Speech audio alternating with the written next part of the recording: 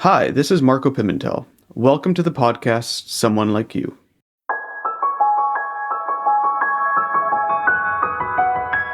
There was literally a gas and diesel generator on every single street corner, on every job site, on every film set, almost everywhere in the world. And so that's when I was like, okay, this is a huge market that has never been disrupted, and I can make a go at this. The $7 billion energy market remained undisrupted until Mark Rabin, today's guest and founder and CVO of Portable Electric, came along.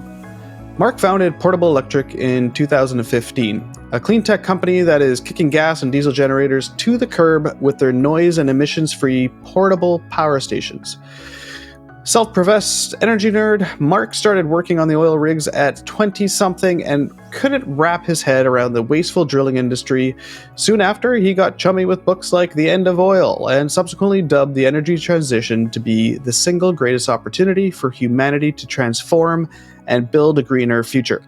I speak with Mark on his humble beginnings in portable power systems in South Africa, how Portable Electric made money from day one leasing equipment, and reasons the film industry became an early supporter of Portable Electric clean energy e-generators. Now available in 14 countries across the globe with nearly 700 units in the field, Portable Electric is paving the way for the next generation of clean mobile power and demonstrating that the future is electric and here to stay. Mark, welcome to the show. Good afternoon. Thanks for having me. You are a self-proclaimed energy nerd and an entrepreneur with 20 years of experience in the energy industry, which includes oil and gas, which I'm sure we'll cover a bit about, and renewables. So what kind of makes you obsessed with energy? Oh man, this is the 100-year question, right? I just fell in love with energy a long time ago. I did a geology degree in the late 90s in the Maritimes. I ended up finding my way west with a backpack, pair of skis, and a geology degree to Calgary, and in 2001. And I started working on the oil rigs as a young 20-ish year old, and really couldn't really wrap my head around the drilling. And by the time that we drilled for the oil, we got it out. We trucked it to a refinery. We refined it. We brought it to a gas station. Then we put it in our SUVs to drive our fat asses to Costco. It just really didn't make a lot of sense. Like literally 80% of that resource is wasted in some form or another through heat, thermal, and then generally just combustion. And so I started to really look at renewables, and I started to read books like The End of Oil in the early 2000s, and solar energy was obviously top of mind, and wind was coming on, and the hydrogen economy was always there. And I just really fell in love with it. I realized that the energy transition is the single greatest opportunity for humanity to completely transform ourselves and really make a go at this, because what we're doing today, it's not looking good. And so I took that passion and found a great energy economics program in the early mid 2000s in Europe, in Scotland, and in Paris, and studied energy economics and loved every minute of it, and really fell in love with electrification, because I realized that we actually don't care about oil, but we want the benefits of the energy, right? We don't really care about the oil in our car. We want our car to bring us to the grocery store, and so on. So that started me down that path, and just haven't looked back. I just absolutely am in love with energy technology and the benefits that it affords humanity, and where we're going with this thing. And that led to you founding Portable Electric in 2015, which is a clean tech company based in Vancouver, BC. Portable Electric is essentially mobile power, mobile energy, and love to just understand, how does it work and how did that come to light? Yeah, so founded Portable Electric in 2015. This is actually my second kick at the can. Out of my MBA in 2013, 2014, I started my first business doing small portable power systems in South Africa and Namibia. And I was right there, right in the mix of the pay-as-you-go energy revolution that was leveraging microfinancing and micropayments on mobile phones to finance small little power systems. That was a great idea. We had a great novel technology, but we tried to do too much. And I always like to say that business failed wonderfully.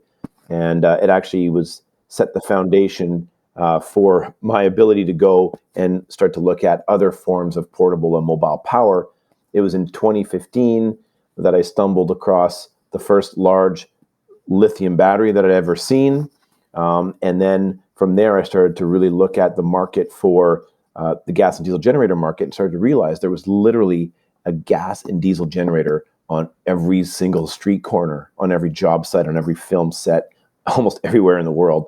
And so that's when I was like, okay, this is a huge market that has never been disrupted, and I can make a go at this because of the experience that I have, as well as my operational background, as well as my experience in doing events and festivals. And so created our first products, launched our first products in 2016, and we started to power events and festivals around Vancouver and Victoria and Calgary. And the business that you say that failed wonderfully, you had mentioned it's as a pay-as-you-go model. Why do you say it failed wonderfully?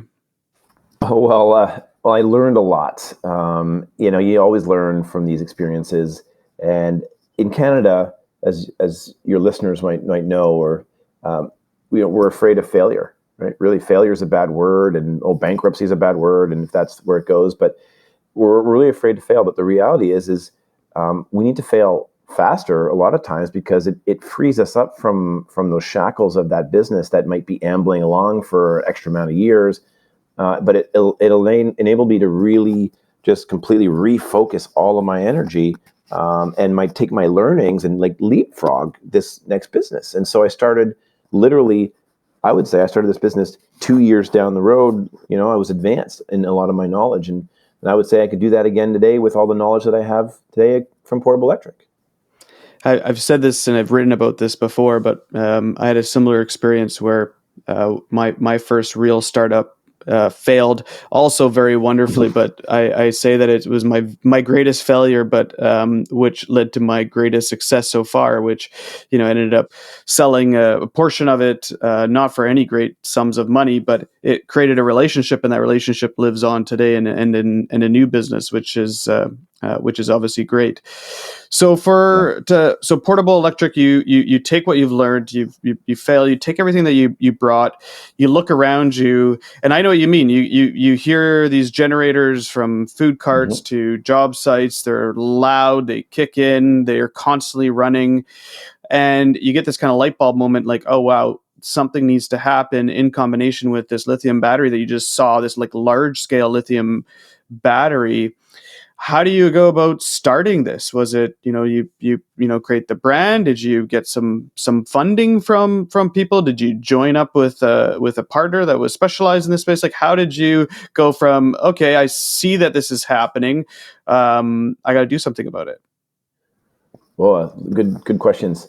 Well, first thing is I had to make sure that there was a market, right? And so I spent the better part of 2015. I was actually took a pause when I was trying to figure out, okay, what's the next business when the one business had sort of failed and was winding down, into really kickstarting and being all in. Because there's a big difference, as you know, between having an idea, incubating the idea, and then saying, fuck it, I'm all in. It's like nothing else matters. This is it. This is it.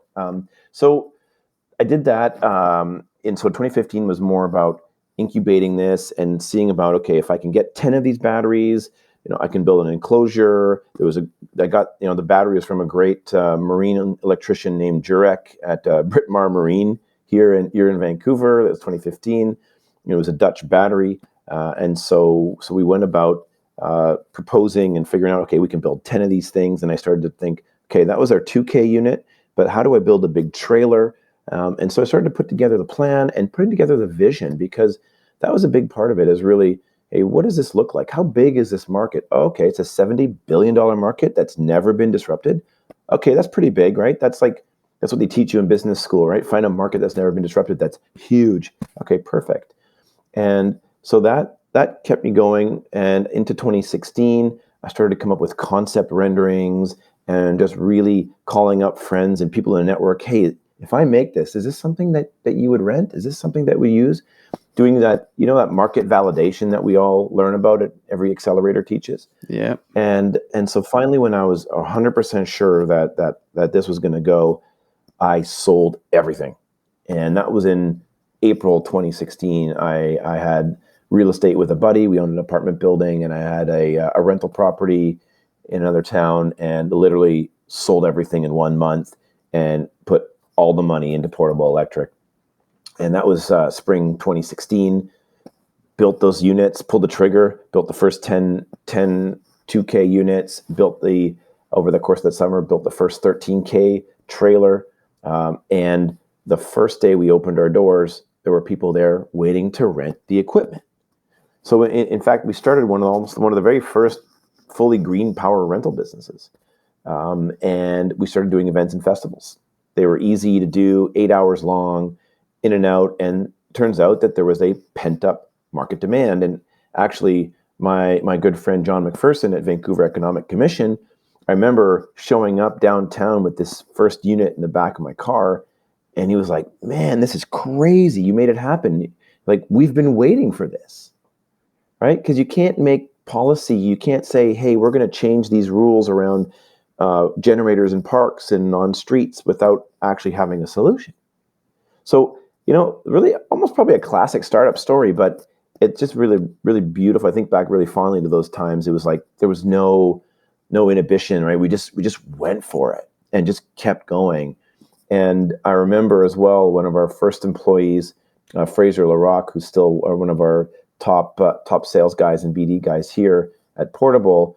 He showed up and he came up and he was like, "Hey, I love this. Can I work with you?" And I was like, "Great. If you can get yourself a grant, then you can work with me." Right? And he did. And it was amazing. So that's how it started. And in the earlier beginnings, you had mentioned people there wanting to lease your generators. Is that something that you were thinking of as kind of the strategy, was to lease all of them, or a strategy or a combination between leasing and selling? How did that strategy start off?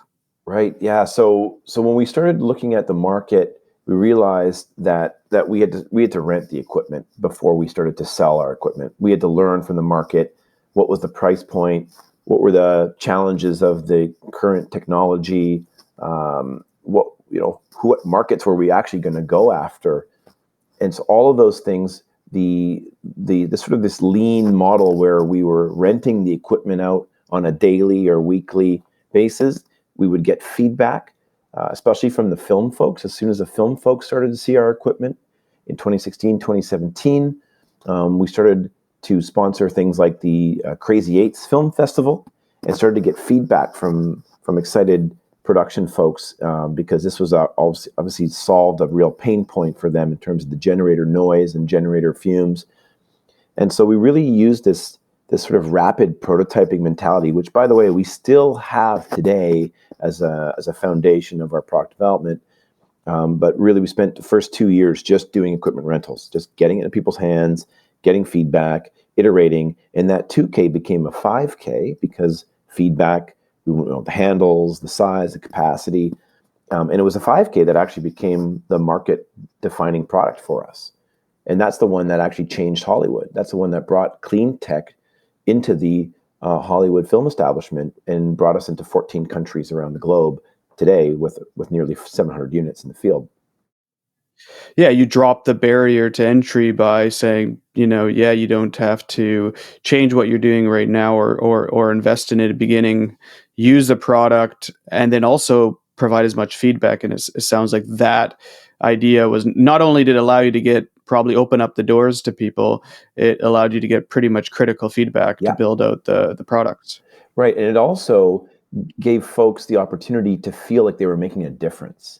Right. And that's and when you talk about sustainability, when we showed up, the film industry was literally talking about water bottles as their sustainability initiative. Right. We reduce water bottles and food waste and recycle food waste. Yeah.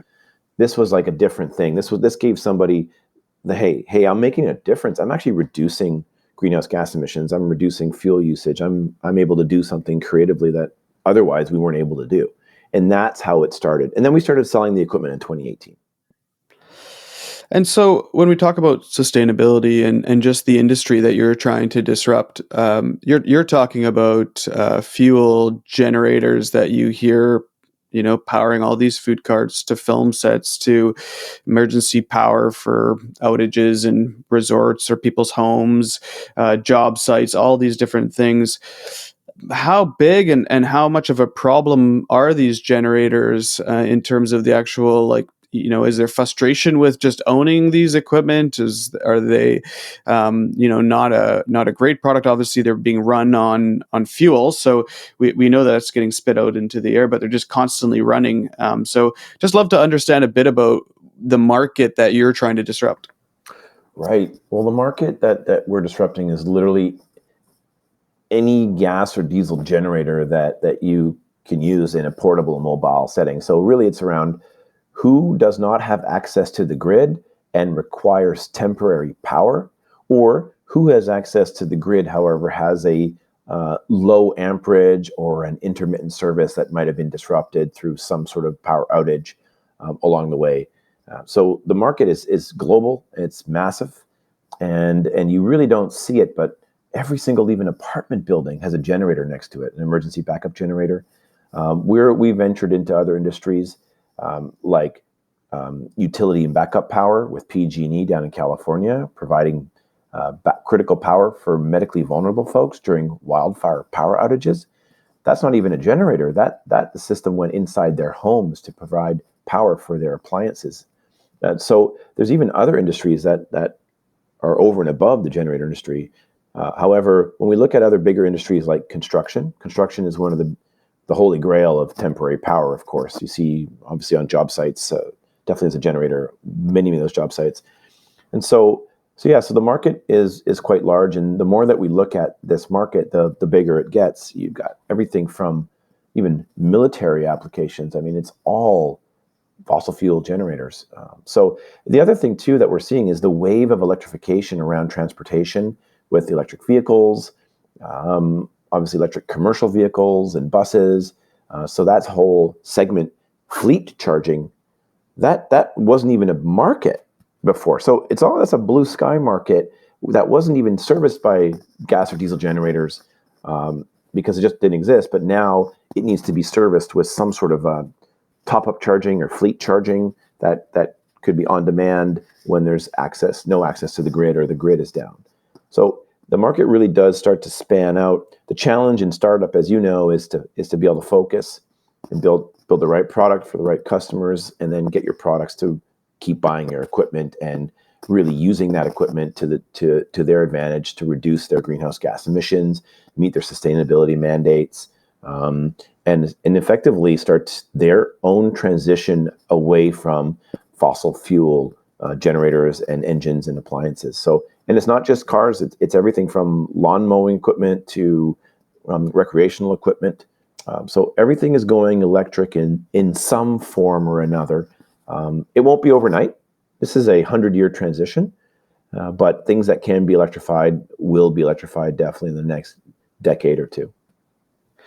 And when it comes to, often when it comes to solutions that are new or that are different, that are outside of our normal energy needs, which is, cheap or energy efficient, and how does pricing compare? Is it something that is constantly, improving with scale? Is it something that, yes, it costs maybe more money to start with, but obviously the product lasts longer. You don't have the costs to run them. Plus, of course, all the actual benefits from a sustainability standpoint. So how do you look at that and how is your industry looking at that? We always, in the early days, used to say we're trading in dirty OPEX for clean CAPEX. There's no question that the hardware itself in the early days was definitely more expensive than the incumbent gas or diesel generator that's been around for the last 80 years. So it's always like that. New technology costs more. I mean, if you tried to buy a laptop in 1988, it cost you $6,000. Now you get the state of the art laptop for $1,500, $2,000. So it's the same curve. You've got the early adopters that are willing to pay to have the best gear. We saw the film industry is absolutely wonderful group. They love gear. The early adopters, they had a real pain point. So for us, we found that market to be really amenable to this, and also they want to do the right thing. And I really believe in the film industry as a leader in sustainability. So things like construction, though, obviously they're more price sensitive. And it's been a bit slower, and also their power needs tend to be a lot greater in some aspects, or they tend to be not so sensitive to noise and other things. So they're more driven by policy and bylaws and regulatory in that sense. But yeah, no, there's definitely an operating cost though that's linked to diesel generators and gas generators that we don't have as much, but there is a higher end capital cost. However, we are seeing costs coming down. Battery costs are coming down. For example, our battery costs are being cut in half with our next generation battery. So we are seeing really strides in terms of cost reduction, especially as we get more and more units on board and start to design our products for cost optimization. So exciting days for sure. We can look at the EV industry, for example, as a good example. We're now able to get EVs at a fraction of the cost of versus a decade ago. They were significantly more expensive, and there's a lot more options and variety there. So, a lot of movement here in this industry right now. Every week on Someone Like You, we dive into stimulating conversations with founders, entrepreneurs, business owners, and the likes who are consciously and successfully creating sustainable business solutions for the long haul. Tune in every week for a new inspiring conversation on leading climate solutions.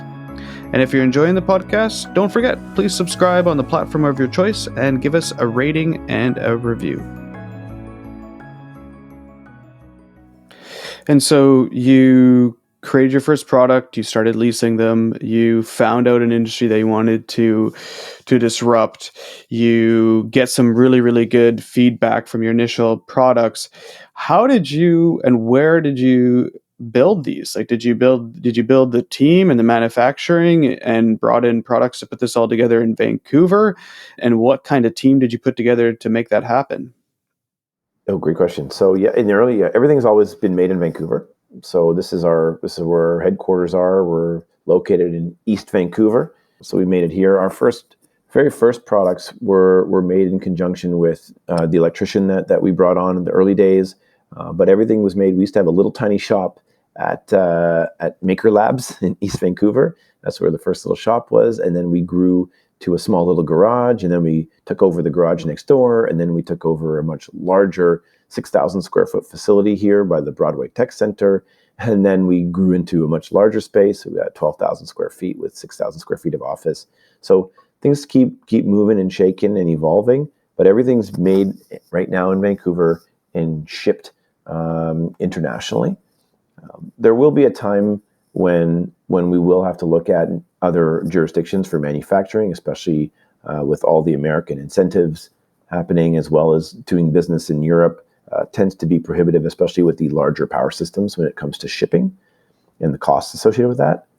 But yeah, so right now, I mean, our QA QC process and our manufacturing and everything is done. They're all handmade here in Vancouver.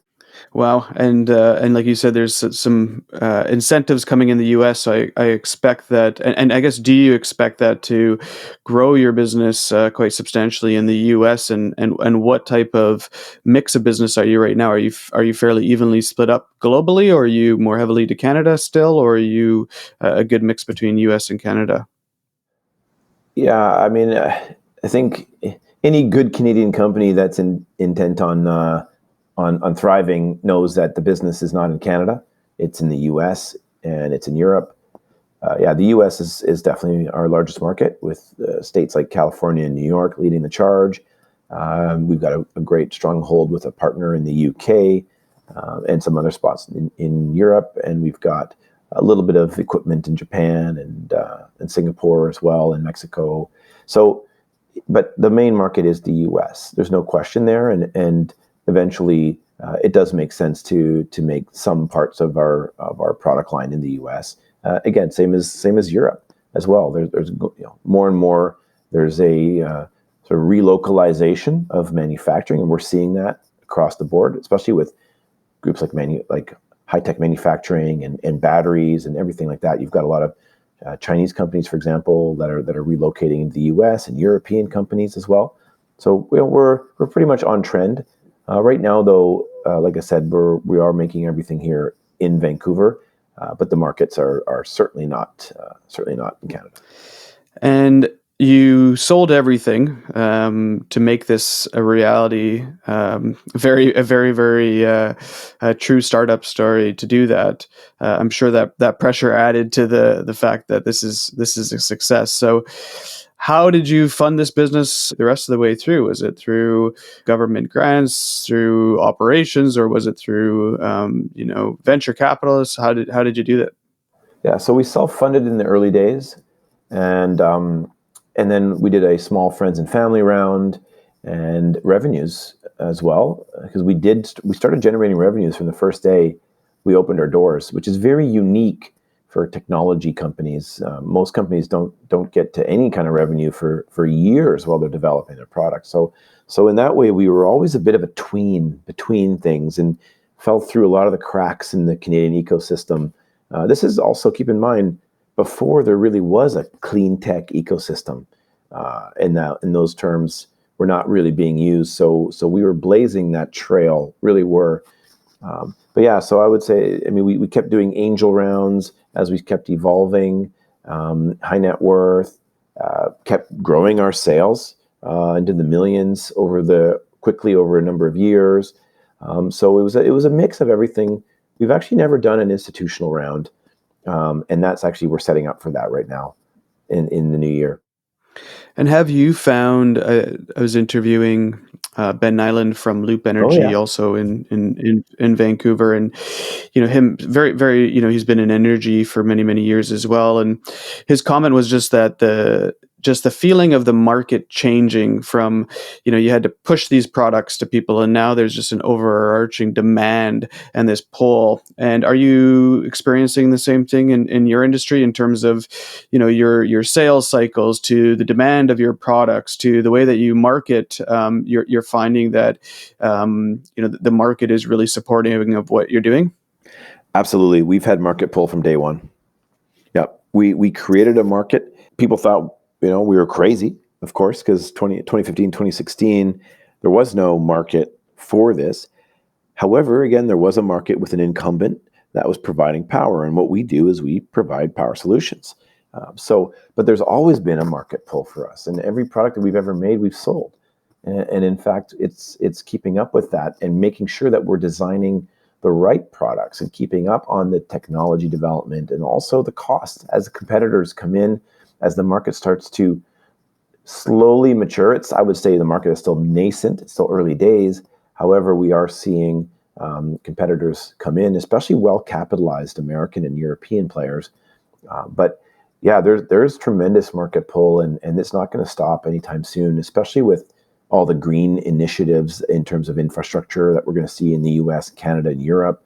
Yeah, I think the future's really bright for this industry and electrification in general.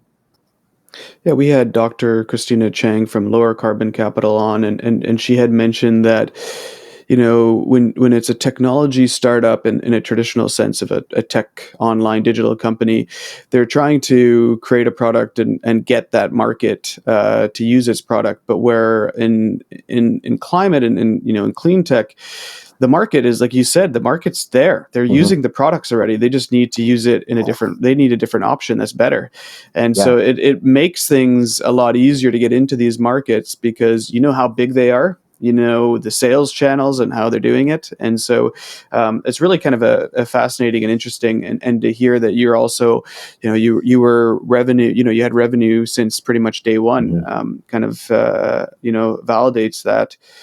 What's next for Portable Electric? Like, what's the plan in the future? You commented about potentially expanding manufacturing maybe elsewhere at some point, but where do you see maybe new products in the next kind of 3 to 5 years? Like, how do you see Portable kind of growing with the market?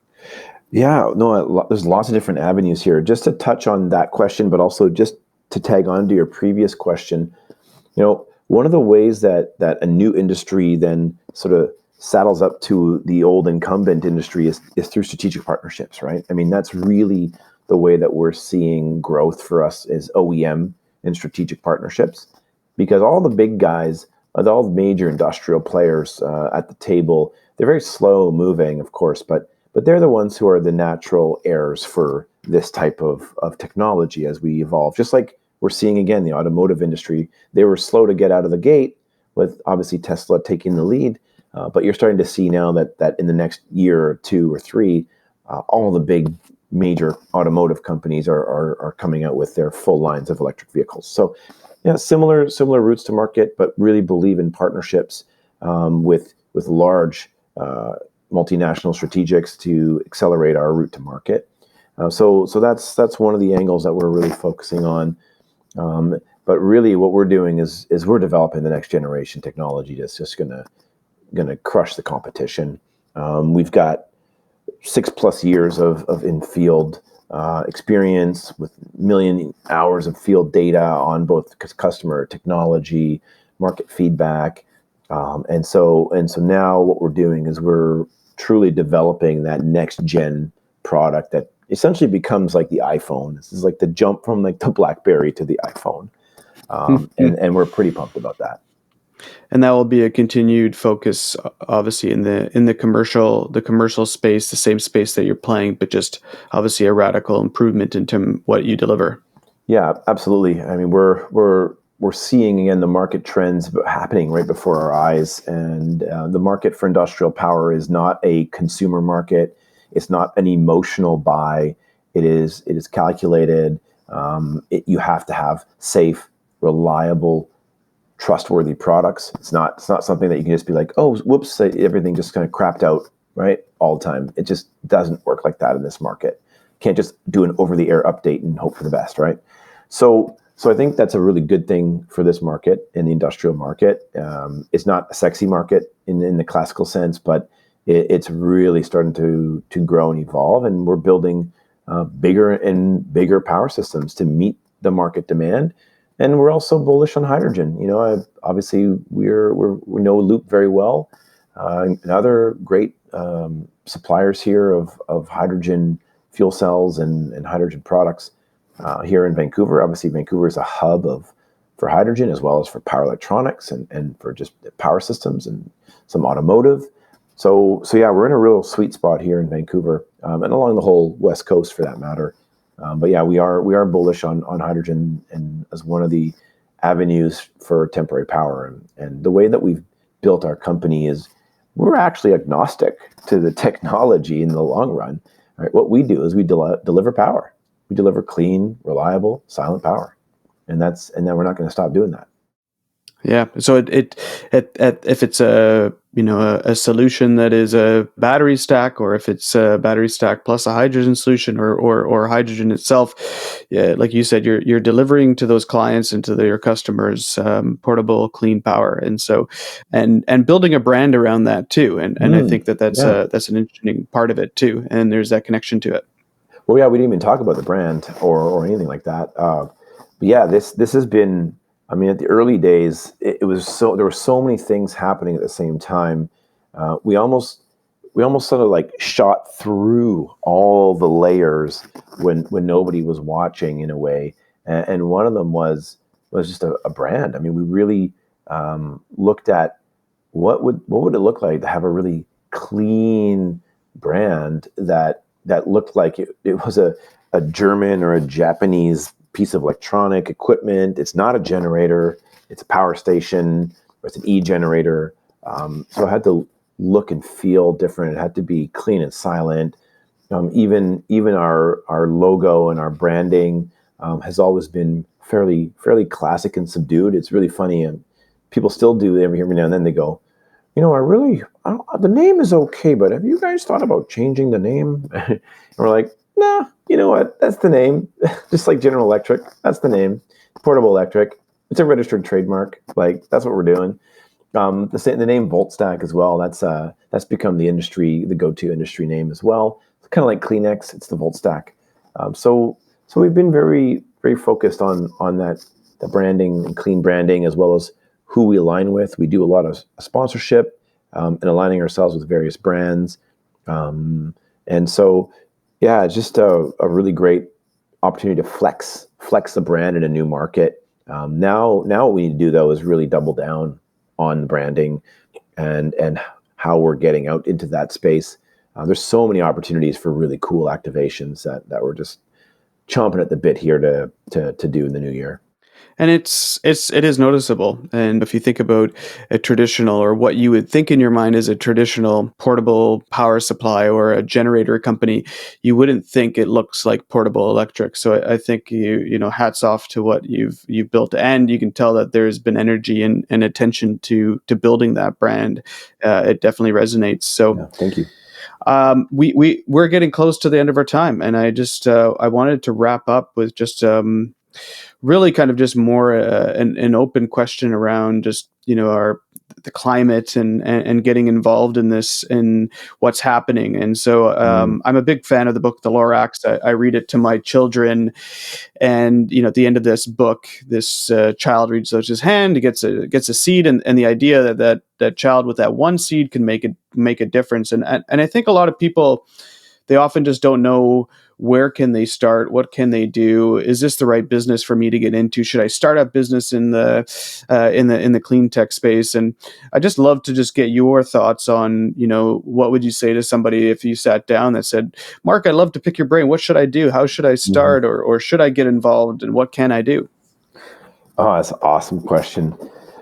First, not doing anything is not an option, right? So I think that's the first step here is sitting around thinking about this, twiddling our thumbs, not an option anymore. We're well past that stage. In fact, we're not even in mitigation stage anymore. We're in adaptation stage here right now, which is a good thing, obviously, for technology, because this is what's going to get us partway out of the problem. But also, I mean, political will. We've got to change the way that we allocate resources. And there's a great, I don't know if you saw Yuval Harari's TED Talk on how much money it's actually going to take. And he's calculated that we need 2 to 3% of the global GDP to truly invest and address some of our greatest climate challenges, which, I mean, it's a lot of money, but it's still such a small amount of the global GDP, but really it's a resources in the wrong place problem. And we also have such a great, the youth of today are ready to go, like everybody's ready to chip in and go for it. The challenge that we have is that climate change as it's presented today is a nebulous problem that people feel hopeless against. And that's where I think is one of the biggest problems that we've had in communicating climate change, right? It's just like, I can't do anything about it, and I'm barely making ends meet, and I'm just trying to put gas in my car and feed my family. Those are like, that's real. Like, but the reality is like, we can do little bits by little bits, and we can start to educate ourselves and really get to where we're going. But it's going to be a long road. It's not overnight. It's definitely not overnight. And there are going to be shocks along the system, and we just have to be prepared to anticipate those and be able to work through them. But I'm very hopeful, but at the same time, we really need to completely change the way that we approach this stuff. And I hate to say this, but it's time for the baby boomers to move on, retire, and let a whole new generation of folks take over and start to figure out how we're going to allocate resources into what, because as it stands right now, it is going to be a tough road ahead. So, but again, humanity's been here before. We've faced challenges, great challenges, and overcome them. So I really believe in what we're doing here and how we're going to do it. Thank you, Mark. That was well said, and I couldn't have said that better. And so, how can people find out more about what you're up to at Portable Electric, and find out about what the products that you have? Yeah, so they can find us on the World Wide Web at www.portable-electric.com. We're also on all the social medias. We do post regularly exciting things and our units in action. You can also see our units around Vancouver and California and New York and London, Toronto, and they're all around. And the other thing too is we actually have a cameo in the James Bond movie. We had 10 units traveling around the world in the James Bond movie with one of our partners, Green Voltage, out of the UK. And it's actually in one of the scenes, only for like a split second, but where James Bond pulls the cover off of his Aston Martin, and it's in the bottom left-hand corner of the screen. Pretty hilarious. But we're all around, and feel free to reach out to myself on LinkedIn, or reach out to our sales team for any questions, and be happy to help you. Well, Mark, thanks again for your time and telling your story and everything that you're building. And congratulations to you and your team. You're disrupting and trying to disrupt an industry, and that's it takes a lot of hard work, and it takes a lot of grit. And so, congrats to you and your team. Thank you very much. It's been a pleasure. Take care.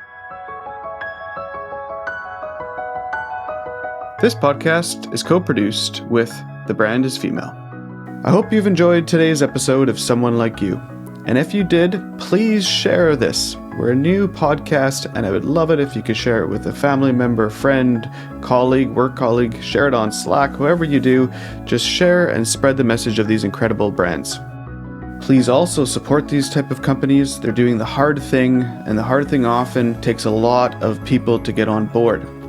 And don't forget, please subscribe on the platform of your choice and give us a rating and review.